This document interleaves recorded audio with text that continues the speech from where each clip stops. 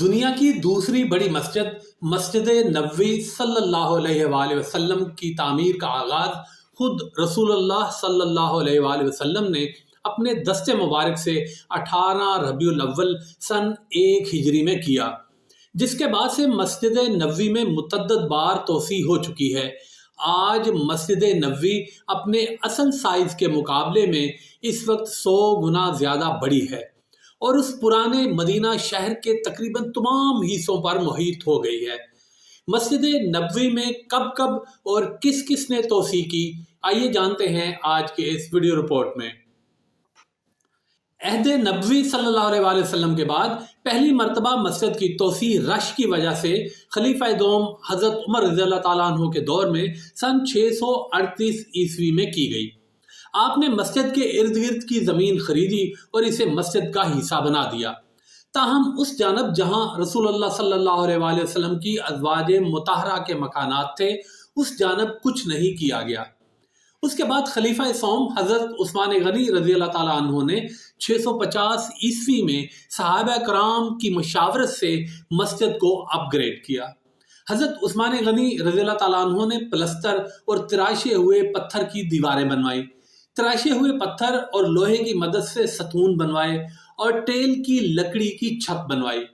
سن 707 عیسوی میں مدینہ کے گورنر حضرت عمر بن عبدالعزیز مسجد کا احاطہ بڑھا کر اسے 6440 مربع میٹر تک لے گئے۔ انہوں نے 4 مینار بنوائے اور ایک محراب بھی بنوائی۔ داخلی ستونوں کو سنگ مرمر اور سونے کے کام سے سجایا گیا اور ان کی تعداد 232 تک پہنچ گئی۔ عباسی خلیفہ المہدی نے 161 سے 165 ہجری میں مسجد میں کام کروایا، جس کے بعد مسجد نبوی کا رقبہ 8890 مربع میٹر ہو گیا اور اس میں 60 کھڑکیاں اور 24 دروازے بھی لگائے گئے۔ سن 1257 میں جب مسجد میں آگ لگی تو خلیفہ المعتصم نے اسے دوبارہ تعمیر کرنے کی ٹھانی، مگر بغداد میں تاتاریوں کے حملے کے باعث وہ یہ کام نہ کر سکے۔ مملوک دور میں مسجد کی تعمیر نو کی گئی۔ 4 مرکزی دروازوں کو چھوڑ کر باقی تمام دروازوں کو پیتل کی نقاشی سے بند کر دیا گیا۔ عثمانیہ دور میں سلطان سلیمان نے گنبد کی مرمت کروائی اور 974 ہجری میں سونے کا پانی چڑھا ہوا تانبے کا بنا نیا ہلال نصب کیا۔ اس سے قبل مملوک دور میں مینار اور گنبد پر ہلال لگانا شروع کیا گیا تھا۔ سن 1228 ہجری میں سلطان محمود کے دور میں گنبد کو سبز رنگ دیا گیا جو آج تک اسی رنگ کا ہے۔ عثمانی سلطان عبد المجید نے اس وقت مسجد کی توسیع کروائی جب 1277 ہجری میں اس میں دراڑیں پڑ گئی تھیں۔ اس توسیع کے بعد مسجد کا رقبہ 10,303 مربع میٹر ہو گیا۔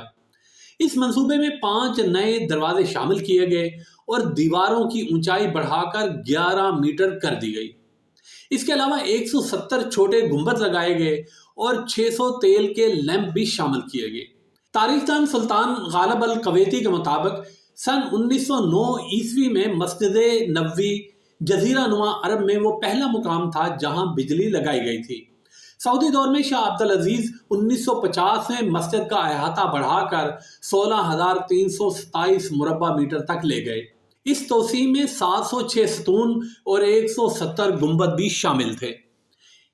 اسی دور میں مسجد میں بجلی کی رسد ایک خصوصی اسٹیشن سے آنے لگی اور لیمپوں کی تعداد بڑھا کر 2,427 ہو گئی۔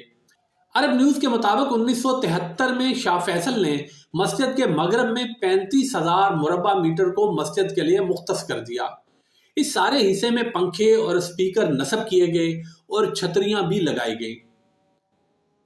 سن 1398 ہجری میں سعودی شاہ خالد بن عبدالعزیز کے دور میں بھی مسجد میں توسیع کی گئی۔ شاہ فہد نے 1405 سے 1414 ہجری کے دوران ایک اور بڑا توسیعی منصوبہ شروع کیا۔ اس دوران داخلی گزرگاہیں وسیع کی گئیں جبکہ برقی سیڑھیاں بھی لگا دی گئیں، جس کے بعد حرم کے دروازوں اور داخلی گزرگاہوں کی کل تعداد 85 ہو گئی۔ خوبصورت تزئین و آرائش والے گنبد، 4 مینار اور 13 دروازے اس کے علاوہ تھے۔ مسجد نبوی صلی اللہ علیہ وآلہ وسلم کے سب سے بڑے توسیعی منصوبے کی منظوری شاہ عبداللہ نے سال 2012 میں دی تھی۔ اس منصوبے کی تکمیل کے بعد 20 لاکھ عبادت گزار مسجد نبوی میں سما سکیں گے۔